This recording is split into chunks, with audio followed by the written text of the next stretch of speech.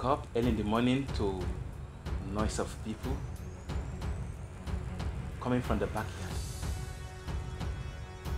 I peeped through the window and saw a group of women in a serious discussion.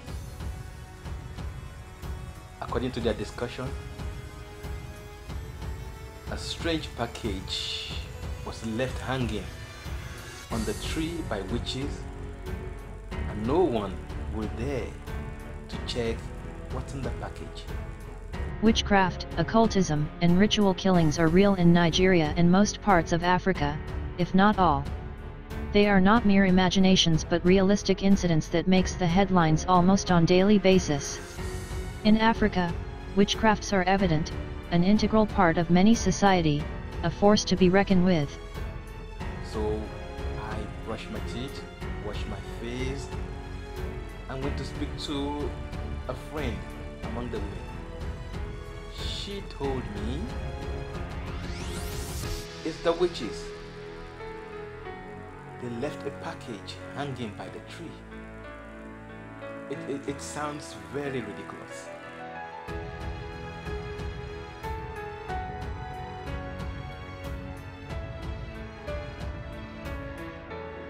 Quietly, without anyone's notice, I went to the side of the compound where the package was seen, and behold, here it was.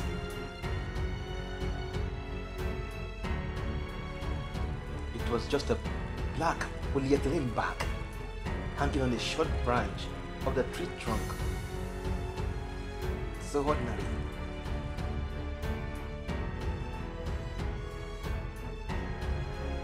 I was expecting to see a bag full of black magic charms, but when I took it off the tree and opened, I didn't expect what I found.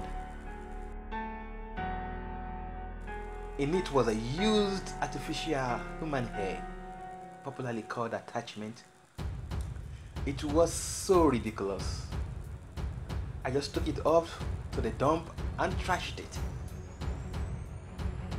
Then I was just a student. I was naive about life. The Yorubas will say,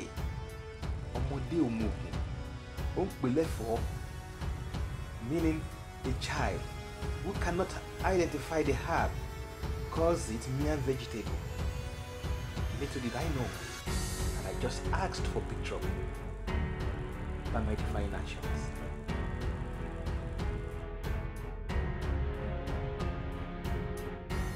The women soon gathered again to resume their discussion. Nylon bag yẹn kò mà sí níbẹ̀ mọ́. Ta ló gbé? Ṣé àwọn àjẹ́ ni? Àjẹkọ́ ènìyàn ni o. Ó mà ti pòórá. Now they were asking all manner of questions about the package that was no longer there because I trashed it. Some believed the witches took it. The argument went on and on. I just watched them quietly from the window where I stood in my room. Nylon bag yẹn kò mà sí níbẹ̀ mọ́. Ta ló gbé? Ṣé àwọn àjẹ́ ni? Àjẹkọ́ ènìyàn ni o. Ó mà ti pòórá. Not long, I heard a knock on my door. It was one of the ladies, the same friend of mine. Then she asked me, the package left by witches is no longer there. Did you take it? I responded, there was no package by any witch, but a refuse dumped there by someone. She exclaimed quietly, the witches left it there.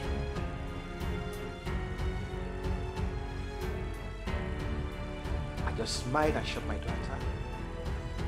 But I began to wonder, how could any of these ladies knew that the package was left by witches?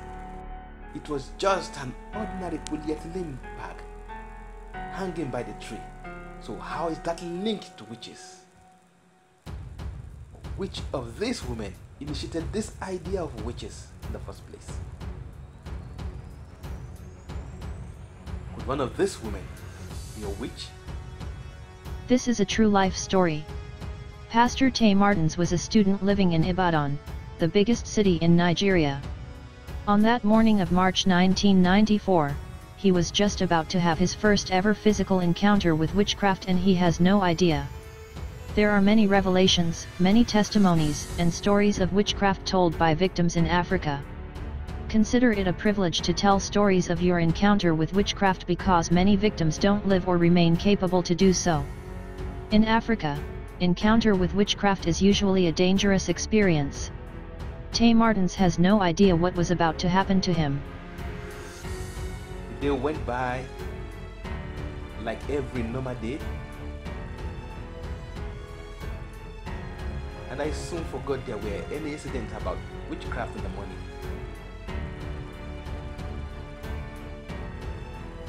I went around with my girlfriend, who came for a visit at my place.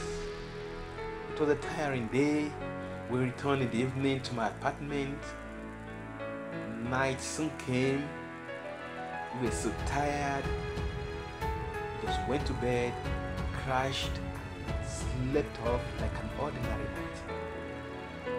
Tay Martins, in one of his books Conquering the Demons in Your Dangerous Midnight Dreams, explained that the poor pace of infrastructural development is the reason why witchcraft is flourishing in Africa. Nigeria is a country known with unstable electricity supply.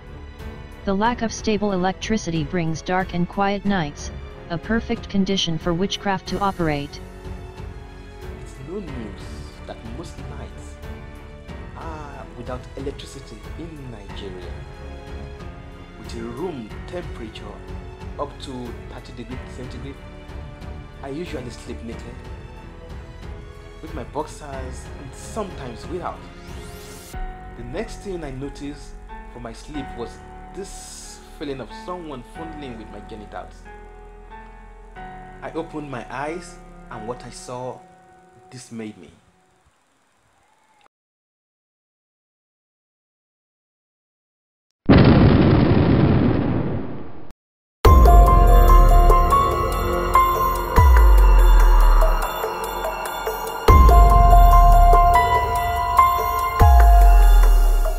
I saw this weird-looking woman fondling with me.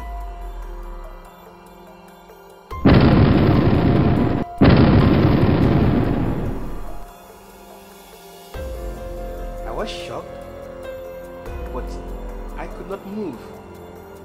And when she noticed I opened my eyes, she stood up.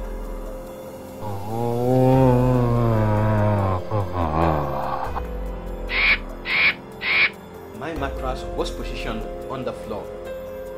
You know, students usually don't bother to buy beds. As she stood, I could glare at a full view of her from where I laid on my mattress. She wore a funny headgear and had a long staff in her right hand. She wore a long robe, so I could not see her leg or feet. She was just staring at me. Again, I tried to move, but this mysterious force held me down. I really don't know how to explain it. It's like a grip.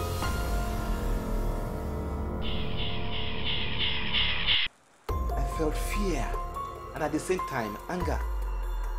You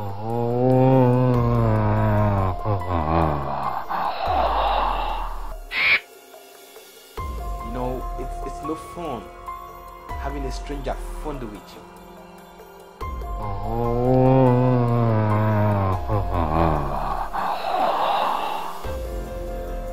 This is not a dream. I was awake. This strange woman stood right in front of the door, and I could see her. Went into the door, disappeared, then came out of the door and reappeared again. She repeated this, appearing and disappearing more than 3 times.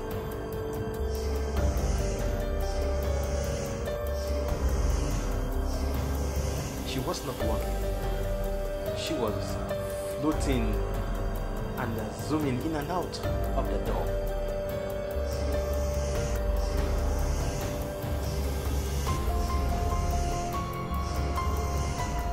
While she does that, I notice that the physical door remained closed, but there is this mystical, translucent door that kept opening and closing as this strange woman zoomed in and out of it.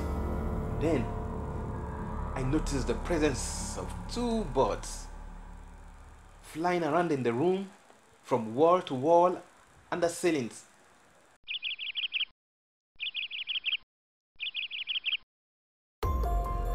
They look more to me like flying lizards.